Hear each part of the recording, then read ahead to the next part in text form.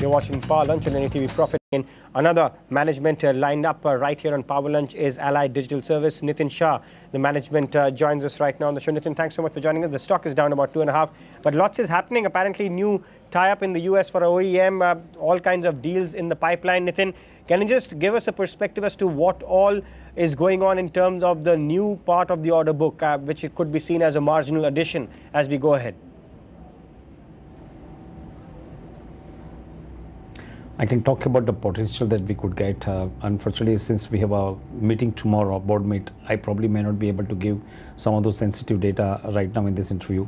But let me tell you about what deal that we have bagged in US is about one of the top 5 OEM manufacturer for PC and notebooks and things like that. So we are changing the game by making it as a PC as a services model. Where you see in US, the cost of acquisition of PCs, the managing that PC is at least 3 times more than that.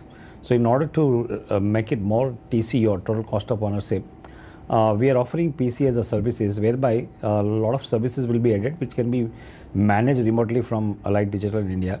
So this is a kind of a model whereby the OEM company will be selling our services under their white label, and the potential seems to be very high on that because this is a game changer actually.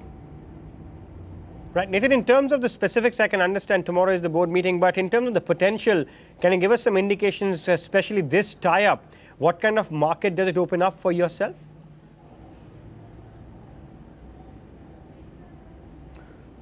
See, we are basically doing IMS actually, and end-to-end support that we provide on-site and off-site.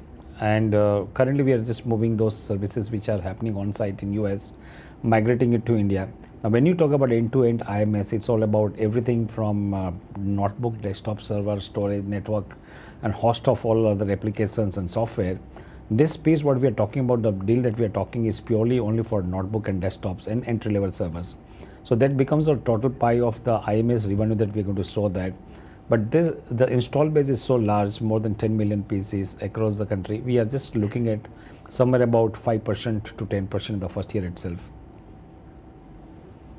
All right. In terms of the order book, last time we managed to touch base with your management overall, it talked about 463 crore rupees. What are we looking at now? I mean, going from here on, are you comfortable for the next few quarters on the order book front?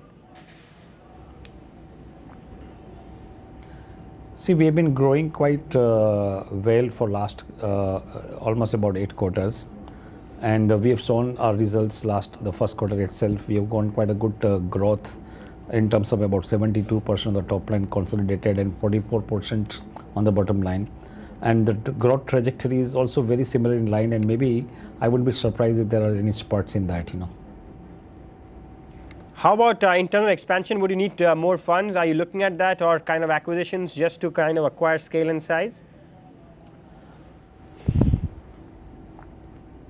Yeah, okay. With the help of our success in US acquisition, I think we feel very,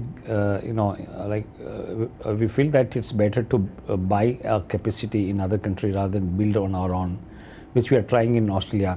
But definitely we're looking out for some targeted companies, some mandates which we have been studying. And if we can get an access to that newer market like Europe and Australia, we are definitely looking at that. That's a way that we would like to grow inorganic.